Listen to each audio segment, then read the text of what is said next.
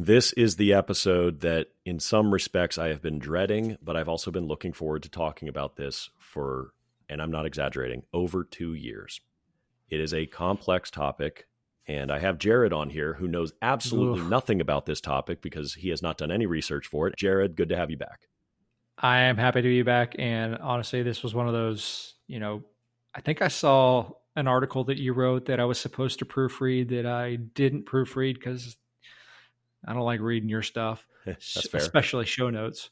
And there are none for this. Don't worry about it. Good, because I'm just going to just put it out there. I know absolutely nothing about what you're about to speak of. So, well, we can go. In fairness, you were not my first or second pick to be the guest on this topic. I had 2 other people that were just harder to get, but that's okay. That's okay. Nobody's perfect. In this episode, 158, we are going to talk about calcium phosphate. Ooh, riveting. Specifically, calcium phosphate scale. And Jared, in all the years that I've worked at Orenda, we have heard about this a lot, haven't we? I have heard about this, and some of the explanations or processes that we've heard are pretty wrong. Let's just say that. Oh, they're way wrong. And now that I've done multiple months of researching this, there's not that much information on what's in swimming pools, but there is tons of information on calcium phosphate out there because it's critical to biology. It's what our bones are made of. It's what our teeth are made of. And it's how you can do bone grafts. And there's just tons of medical research on this stuff, but almost nothing on the types that we get in swimming pools. So that's what we're going to unpack in this episode. And giving credit to where it's due, we will name our sources as we go. Episode 158. Let's go. Welcome to Rule Your Pool, the podcast by Orenda that explains and simplifies pool chemistry so that anybody, regardless of experience, can understand it. I'm your host, Eric Knight, bringing clarity to these subjects so that you can bring clarity to your water. If you're ready to rule your pool, then let's go. Before getting into this, we could not have done this episode without some help. I reached out to over a dozen material scientists and chemistry firms, and just anything that I saw, I would read peer-reviewed articles, and then I would go on LinkedIn and find the authors and just shoot them an email. And it took a very long time to hear back from any of them. And I want to thank them for their help on this. They did not have to help. The pool business is not their concern. Some of them are medical doctors. Also, in particular, in the pool business, 2 people translating this into swimming pools so that it's relevant for you. Those 2 people are Q Hales from On Balance and Richard Falk. And we cite Richard all the time because he is a chemist who can explain just about anything. And he was extremely helpful in this once I figured out what was in those tests. And I only knew what was in a swimming pool thanks to Q. Q so graciously shared chemistry results from samples that he had extracted from a pool heater. And without that, I would have been blind. Because here's the reality. Calcium phosphate is a broad term to talk about a whole bunch of mineral ion pairs that contain both calcium and some form of phosphate. I'm going to rattle them off, not that you need to remember it, but to give you an idea of how many there are. There's a group called apatite. All right, that's Ca5PO4 3. If you're on the website, when you read the article, it's all written there. Hydroxylapatite, also called hydroxyapatite, chlorapatite, fluorapatite, tetracalcium phosphate, monocalcium phosphate anhydrous, monocalcium phosphate monohydrate, dicalcium phosphate dihydrate, dicalcium phosphate monohydrate, dicalcium diphosphate, calcium triphosphate, tricalcium phosphate, octocalcium phosphate. You get the point. It goes on and on and on and on. And when we think about ion pairs, we think of usually calcium carbonate. So you have a mineral with 2 protons on it. That's called a cation. And it is pretty unstable. It is looking for something to bind to. So it looks for an anion. Well, carbonate is the most convenient because it's Ca minus minus. And this is what the LSI is based on. But the LSI has nothing to do with calcium phosphate. It has nothing to do with calcium sulfate either. That's another ion pair. Calcium phosphate in relation to the swimming pool is usually going to be one of 2 different forms. But the most common, from what we can tell based on the study, is going to be something called hydroxylapatite. That's what was found in the heater of the test that Q Hales gave me. And judging by Jared's face, he's already asleep. I mean, are you snoring over there? There was a few things here that I'm just going to sympathize with our audience for just a second. No, you don't have to remember it. There's very important things that stood out to me. Like? Number one, I think you blacked out. Yeah, I did, actually. You just riffed. Number two, I did fall asleep momentarily. Number three, you said cation, and all I could think about was Blue, my cat. And that's about all I absorbed from what you just said. Good. Yeah, that was my goal. Thanks for that. Now, if we get any questions revolving around this topic, please direct all of them to Eric. No, send them to Jared. He is now an expert. Here's the point. Because if you send it, I'm going to send it directly to Eric. Okay. I'm reading from the article. You can see all this in there. We're publishing a blog called Understanding Calcium Phosphate. These groups, when they form, are harder than calcium carbonate. In some respects, depending on how you measure concrete, they can be harder than concrete. You can use the Mohs hardness scale or the absolute hardness scale. We cover this in the article. If you have calcium phosphate scale, it is really, really hard to remove. It is not a soft substance, whereas you can take calcium flakes from a saltwater pool, which is calcium carbonate, and you can almost dissolve them in your fingers, right? You can just kind of smash them into dust. Scale will harden, though. That's also calcium carbonate. Calcite crystals, also calcium carbonate. And what that means is the structure of the substance determines its hardness. I'll give you an example. What is the difference between a lump of coal and a diamond? Massive difference in strength and hardness, but it's all pure carbon, right, Jared? Pressure. It's the alignment of all the bonds and everything. It's still the same substance. It's just a completely different structure. Well, that's the difference between calcite and normal scale, calcite and calcium flakes in saltwater pools. They're all calcium carbonate, plaster dust, all that stuff, but they have different hardnesses. Do we want to touch on the common things that we've heard in the past that people would ask us kind of regularly? Go ahead. I was going to get to that, but let's just go your way. You start. Ask the questions. Well, you went into the science here. You dove real deep, head first, real fast. I wanted to get it out of the way. Yeah, the reason why we bring this up is because we commonly get questions, or we have in the past, about adding phosphate removers to control scale in a salt cell. Yeah, flakes. Or adding phosphate remover to stop heat exchangers from scaling up. I've heard of calcium phosphates building up in sand filters and being extremely hard and not easy to remove. And people think, well, if I just use a phosphate remover, therefore it's going to stop calcium phosphate from forming and occurring. I don't know if that's true or not. Maybe your research says it will. So you're right about that. There is a prevailing belief in this industry, and it's still on one of our competitors' websites, that if you have flakes in your saltwater pool, meaning your salt system is scaling up, that it's calcium phosphate. I have great news for you. There is a very, very, very, very, very low probability that that's the case. Because if it was calcium phosphate, you'd probably have to get a new salt cell. Good luck cleaning it.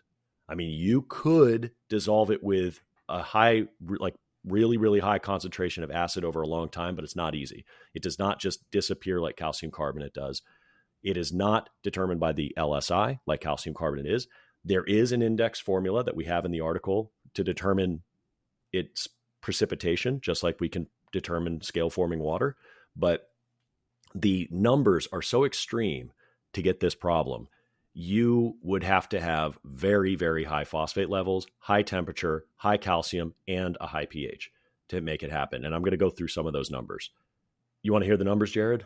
Or am I going to put you to sleep again? I'd love to hear the numbers. Okay. This formula originally comes from a study that was done in 1979, but it has been referenced in a whole bunch of descaling agents in industrial water treatment, like drinking water systems, primarily cooling towers and wastewater. Big chemical companies have this information out there because it is a problem at very, very high temperatures, particularly when you're in like cooling towers and power plant reactors and boilers, because the temperature's so high, you're a lot more likely to have this there if you're using phosphate-based sequestering agents, which most drinking water does now ever since Flint, Michigan. But the temperatures that we're talking about in a boiler are reaching 212 degrees to boil water. Your pool heater isn't anywhere close to that. It might reach 150 and only for a few seconds as water passes through it. It's nothing like steam. So just keep that in mind, that we're talking about completely different applications of water. The likelihood of you having this is very, very low. But we have seen it. But every time that we've seen it, it has either been in a very hot pool usually a commercial pool on Cal Hypo with a filter and some form of either buffered acid or sequestering agent that contains high phosphates. The phosphates are through the nose is basically what I'm getting at. So here's an example of how much phosphate you need to precipitate this. And it is relative to calcium, your temperature, translated to Celsius, and the pH. All right.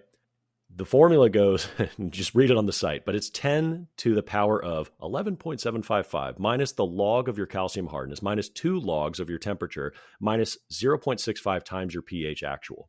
Everybody got all that? Cool. Let's do some real numbers of what that means. Let's take a pool, Jared, that's 82 degrees in the summertime, let's say in North Carolina where I live, 350 calcium hardness. Doesn't seem that high. It's a little lower than I would have, but most pros were going to be in that area if they're following us. And an 8.0 pH, which is very common if your pH ceiling is regulated. By the end of those 7 days, it's probably going to be around there. Very common numbers. Yeah. So I'm going to plug that into the formula. You would have to have 13.3 parts per million of phosphates. In other words, 13,300 parts per billion of phosphates. Which is not crazy because it can happen. Yes, but you also need it to stay at that temperature and you need time. It doesn't just happen in seconds. It starts to precipitate at that level. Now, the higher you go, the higher that saturation goes, the more it starts. But that's like, we're going to use the LSI for a second. It's starting to go purple at that level, right? That's like your threshold where you start to get oversaturated. Of course, the higher you go, the more you're going to get. If you had this, you basically have to jackhammer it out.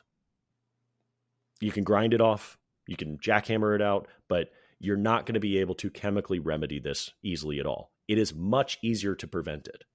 Where we have seen this happen is in commercial pools. Commercial pools that are heated. Usually it's like a swim school or a therapy pool at an old folks home where they want the water like 90 degrees or 88 or something like that. So let's give another example. 88 degree water. This time it's a Cal Hypo commercial pool, 700 calcium, which is very common with our commercial customers. Yep. 7.5 pH because it's a commercial pool. They have an acid feeder. But in the cases that we've seen it, it was buffered acid that had phosphates in it. To those companies' credits, apparently they have changed their formula. It's not buffered with phosphates anymore, supposedly. And that's good news. But they use a sequestering agent because a lot of Cal Hypo has a phosphate-based scale inhibitor in it, so that the feeders don't scale up. This is very common. Long story short, here's the numbers. Remember, 88 degrees Fahrenheit, 700 calcium, 7.5 pH. You would need 11,240 parts per billion. It's a little lower than 13,000, right? But it's still pretty darn high. Well, that's just because your calcium's higher, and the temperature. So you're trading calcium and temperature, but your pH is way lower, right? If the pH was 8.0, and this is where we get to a residential pool in a place like Tucson, if the water temperature is that high and the pH gets up to 8, suddenly that number jumps way down. That number jumps down into the 6 or 7,000s. And if your pool is heated, for instance, it's probably going to deposit in a heater. It is very unlikely to deposit in a salt cell. We have never seen it happen, ever. And we get calls about flakes on the hotline. Is it every day? Multiple? I mean, I know we get them almost every day. Yes. And the comments we see on homeowner groups in Facebook and pro groups in Facebook, what are these flakes? What are these flakes? I keep getting them. People keep posting on Facebook. That's calcium phosphate. Somebody very credible in the industry just posted it within a month too, saying, hey, that's calcium phosphate. Again, common misperception. Yeah, it's most likely not. We've never seen it, and we have seen tons of flakes, and we hear about them all the time. Calcium carbonate all day long is pretty much what it's going to be. And it's going to be localized problems too, but you're never really going to see calcium phosphate in a pool. You're not going to see it on your tile line. It's not nearly hot enough. Anyway, I digress. Like I said before, it's very hard to get out. So it tends to land in pool heaters. It tends to land in filters, like sand filters that have to be jackhammered and cut open to change the media because it's like harder than concrete at that point. Do you think the silica or anything has anything to do with the sand filters being not common? It's just a common problem, everyone. So let's just start there. But obviously we've seen it in a sand filter. I don't know that the silica from the sand is reacting with it, but I mean, it's possible because that gets me to the samples that Q Hales sent to a lab, and he shared that report. So full credit goes to Q on this one for this information. This calcium phosphate was not behaving like calcium carbonate. So they chipped it out of a heat exchanger and they sent it to the lab. The part that was touching the heat exchanger was high concentration of copper oxides, which makes sense because it's degrading the inside of the heat exchanger, right? Touching the copper heat exchanger, yeah. But the inside was a different color, and that was what was surprising. It was mostly colorless, a little slightly yellow, and it had very high concentrations of calcium and phosphorus. Imagine that. And the lab said, this looks like hydroxyapatite, which is that type of calcium phosphate we're talking about. And based on the chemistry, you have everything that you need in the pool. And that formula that we just spent minutes talking about to calculate how much phosphate it was, that's for hydroxyapatite. That's the saturation. Now, that can be extrapolated to other forms of calcium phosphate, but why do all the other forms when we're talking about the one that has been proven to be in swimming pools? This stuff is really hard to remove. It takes like a hammer and chisel, and you have to break it out. It's not like calcium carbonate. You run muriatic acid on here, it doesn't really do much. Like it can if it's got enough time, but it's going to destroy everything around it. So you really just have to physically remove it. And it's not pure white, okay? It's off-white, whereas calcium carbonate is pure white. And I can look at the two and tell there's a difference between them just based on color alone. So if you do see something that's pure white and it dissolves and just fizzes away in muriatic acid, that's not calcium phosphate. Calcium phosphate does not do that. And that's a way that you can diagnose this at home. Chip out a little bit of it carefully, put it in some diluted muriatic acid, and if it fizzes and dissolves, that's calcium carbonate. And that's good news for you because it means we can treat it and we could probably get rid of it with SC1000 and some LSI balance and it'll go away. Calcium phosphate's not so simple, but it is very easy to prevent. What we need to do is we need to make sure that we don't have too much calcium, right? We like calcium, but we don't need too much. And we have to limit how high the pH goes, which goes right into our pH ceiling conversation. And finally, remove phosphates. So if you just follow pillars 1 and 3 of the 4 pillars. And if you really want to be an overachiever, just put a chiller on your pool. Yeah, you can put a chiller on your pool if you're trying to, but that kind of goes against what they're trying to do with heaters in commercial pools. Sorry. Yeah, but just trying to promote industry movement forward, okay? Fair enough. If you keep your phosphate levels low, and we recommend under 500 for other reasons, and you can learn about that in pillar 3 if you go through our 4 pillars.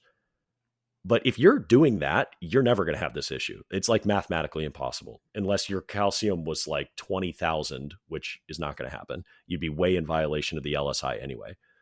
If your LSI balanced, generally speaking, your calcium's not going to be too extreme or your pH. And all you really have to do is manage your phosphates. And that's very easy to do. It is easy to do, but some of that is people that don't pay attention to what they're applying to their water, right? Well, we've talked about this before. I don't know how many times, countless, but a common scale or metal removing chemical is phosphate based. And that goes into a lot of these chemicals that we put into our water. SC1000 does not, but it is a very common chemical that is used. And they work. Yeah, they do work, obviously. In HASA, we sell it's not a strictly phosphate bait, but there's some phosphates in it, but it's really good at removing metals and stains, things like that. You just have to know how to remedy these problems after the fact. What are the byproducts that are associated with them, and how do you attack them afterwards? Because with a common scale remover or metal removing product in industry, if you open and close a pool and you apply the recommended dose, it is not uncommon to spike your phosphate levels well over 3,000, 4,000 parts doing a treatment like that. Oh, yeah. And if you do this multiple times without doing a phosphate treatment or draining or diluting your water and so forth, you can get those levels very high. You're absolutely right. Most of those sequestering agents are going to be phosphate compounds that are not readily available to create this yet. But in sunlight or oxidation over time, they will break down into orthophosphates. And that's what is going to bind into this stuff to create calcium phosphate. So at first, it can actually help because it's going to bind up calcium and sequester it. Which is why it works. Yeah, temporarily, right? But if you use it over time and eventually you get enough of this saturation stuff, you get the point. And that ties into the last thing you could do for prevention. You can use something like SC1000. We don't like pushing products on the podcast, but if you chelate your calcium, it will not bind to this.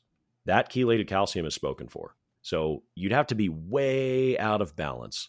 So I guess our message here, Jared, is this is a rare problem. Most people do not have to be concerned with this.